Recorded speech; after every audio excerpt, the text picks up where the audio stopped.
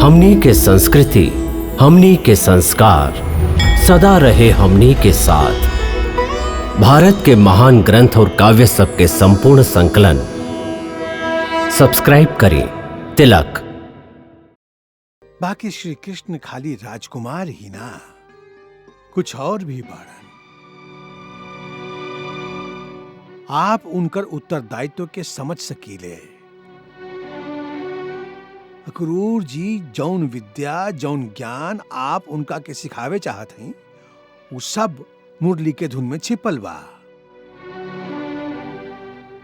ओकरे सुर में एह ब्रह्मांड के उत्पत्ति के राग बा और सृष्टि के प्रलय भी ओकरे सुर में छिपल बा। वही मुरली के सुर के उतार चढ़ाव से यह सारा सृष्टि के संतुलन भी होला और वही में वैराग्य के स्वर भी बोलेला। और जब कौनो क्लीम रूपी काम बीज के स्वर ओकरा में गूंजेला तो ई सारा संसार प्रेम के गहीर सागर में डूब जाला और चारों तरफ खाली प्रेम ही प्रेम लहराला। और वही प्रेम सागर में से भक्ति के दीप उभरे लगेला।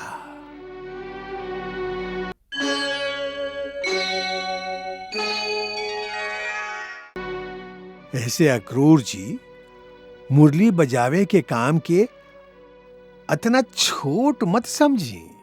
हमार धृष्टता क्षमा करी गुरुदेव। आपके कथन साच बा। बाकी खाली उनका खातिर जे भक्ति मार्ग के पथिक बाड़न, जे कर्म से संन्यास ले ले बाड़न। बाकी जे कर्म योगी बाड़न, जेकरा साधारण जनता के सुख दुख के चिंता करे के बा, ऊ एगो आताताई के अत्याचार और ओकर व्यभिचार से मानव समाज के रक्षा कईल अपन कर्तव्य समझेलन। उनकर धर्म आज्ञा ना देवे कि ऊ एगो काल्पनिक विश्वास के सहारा लेके एह तरह अकर्मण्य होके खाली हाथ पर हाथ धैले अच्छा समय आवे के प्रतीक्षा करत रहस। हाँ अक्रूर जी, यो ठीक बा। आप जौन कहत हैं, कर्म योगी के यह धर्म है। बाकी आपके और हमरा बात में खाली इतने अंतर बा। क्या आप जैसन कर्म योगी हर बात के खाली मनुष्य की दृष्टि से ही देखेला और खाली मनुष्य के शक्ति पर भरोसा रख के आपन कर्म निर्धारित करेला। बाकी हम लोग जैसन भक्त खाली ओकरा शक्ति पर भरोसा रख के कर्म करेलन जे मनुष्य के भी शक्ति देला। हम लोग कर्म तक करी ले, बाकी अपना कर्म के बहुत जल्दी सफलता खातिर एह तरह बेचैन ना होखी। काहे कि हम लोग जानी ले कि कर्म अवश्य सफल हुई, बाकी जब ठीक समय आई। बाकी वो ठीक समय कब आई गुरुदेव? हमके तो समय हाथ से निकलत दिखाई दे रहल बा।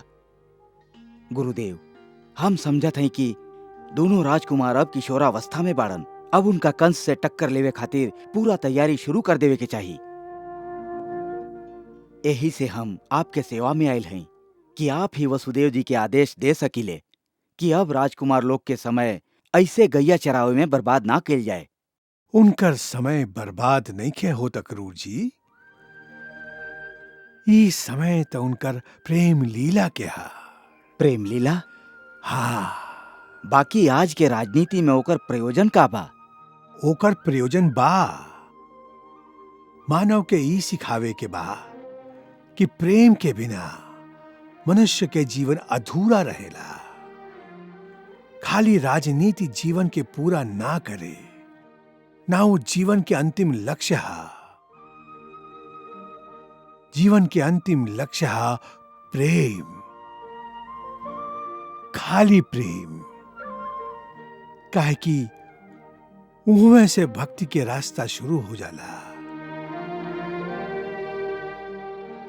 श्री कृष्ण पूर्ण अवतार बाड़न।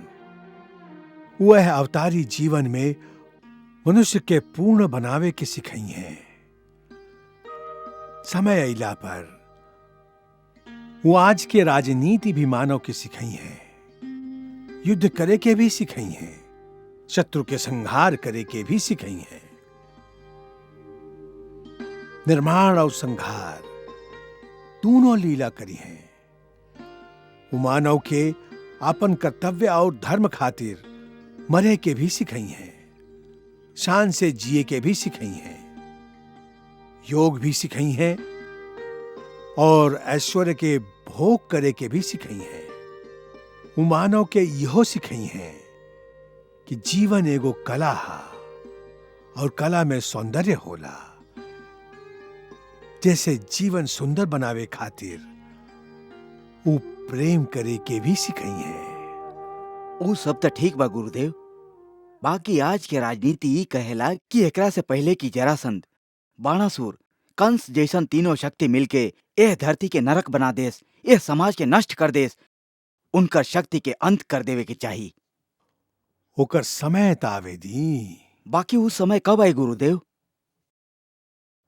आवे वाला बा, बाकी अबही ना। अबही तो प्रभु के प्रेम लीला के समय बा।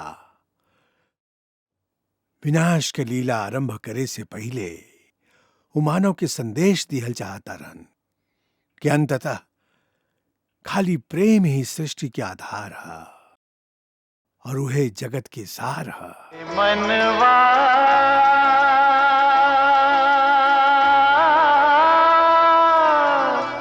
प्रेम जगत का सार, रे मनवा प्रेम जगत का सार।